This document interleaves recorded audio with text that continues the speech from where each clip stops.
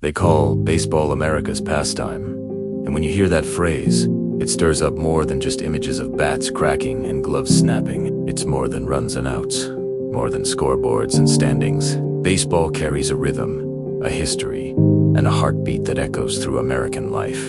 From small-town sandlots to the grand stadiums that hold tens of thousands of fans, this game has been woven into the fabric of who we are as a nation. But why?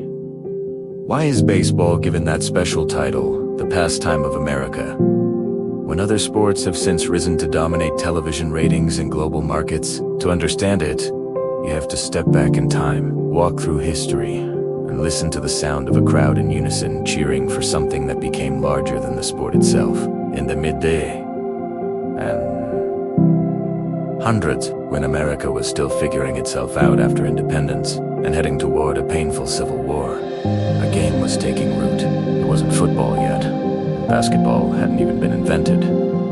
Instead, there was baseball. It was simple enough for kids to pick up in fields, for soldiers to play between battles, for men and women to gather around on long summer afternoons. It didn't require expensive equipment, just a ball, a bat, and enough open space to run. And slowly but surely, baseball started to feel like the sport of the people, the one thing that connected farmers, factory workers, immigrants, and city folks all the same. By the time the Civil War ended, soldiers carried the game back home with them, spreading it across the country. And soon, baseball was empty.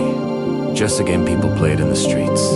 It was something communities rallied around. Teams began forming, leagues sprouted up, and stadiums started to fill. The phrase America's pastime wasn't just about who played the game. It was about how the game itself became a way for Americans to pass time together. After long days at work, families, neighbors, and whole towns could gather to watch, to cheer, to laugh, to argue over close calls, and to feel part of something bigger.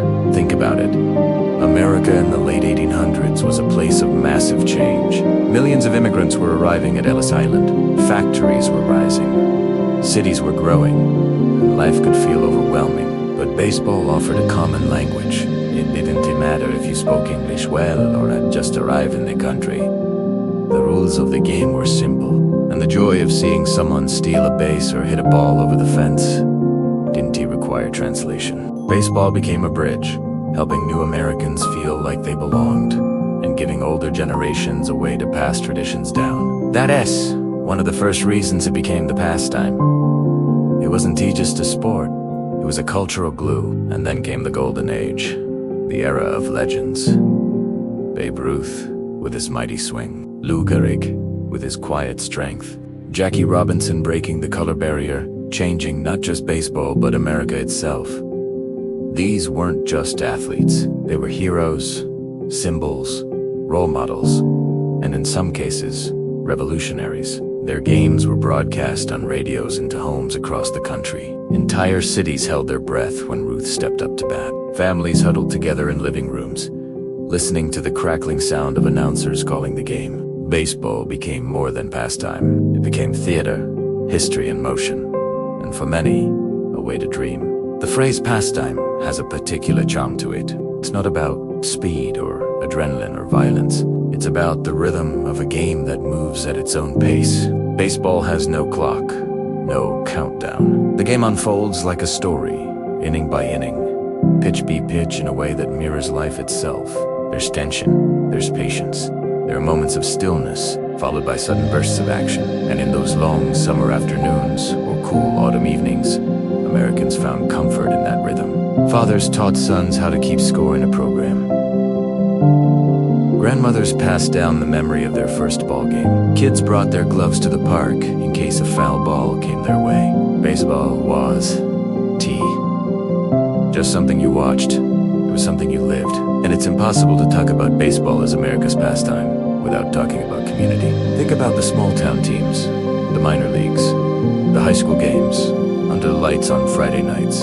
Even if you never set foot in Yankee Stadium or Fenway Park, chances are you grew up in a place where baseball was played on a dusty diamond nearby. The smell of hot dogs on the grill, the sound of an old wooden bleacher creaking as the crowd leaned forward. Those experiences were part of growing up American. They weren't exclusive to the big leagues. They belong to the neighborhoods, the small towns, the people who may never be on TV, but played because they loved the game. Baseball also became intertwined with history. During World War II, major league players left their teams to serve in the military, and women stepped in to play in the American Girls Professional Baseball League, immortalized later in a league of their own. In the 1940s, Jackie Robinson shattered racial barriers, showing courage that went far beyond the field. In the 1960s, baseball stadiums became places where Americans could come together even in turbulent times, finding unity and cheering for a team when so much else seemed divided. Each decade added another layer, another reason baseball was more than a sport. It reflected America, its struggles, its triumphs, its flaws, and its hopes. By the time television arrived, baseball already owned the nickname America's Pastime. And though football and basketball would rise in popularity, baseball held on to its symbolic power. Think of how many American idioms come from baseball. Hit it out of the park, 3 strikes, and you're out. Touch base, level playing field.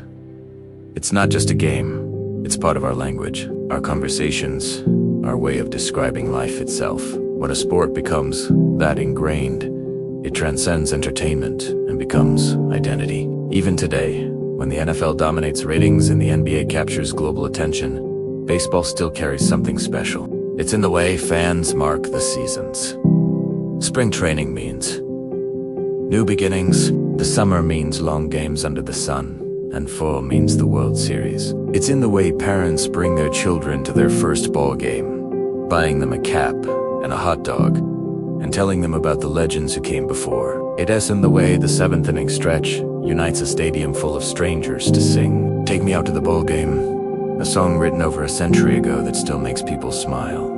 The truth is, baseball is called America's pastime, not just because it was once the most popular sport, but because it captured America's soul at a time when the country was defining itself. It was there when we were growing, it was there when we were healing, it was there when we were changing, and it still stands as a reminder of where we've been, who we are, and what connects us. Pastime sadenti, just about feeling ours there about what we cherish, what we hold close, and what we pass along. And for America, baseball has been that thread, stitching generations together through a shared love of a simple, beautiful game.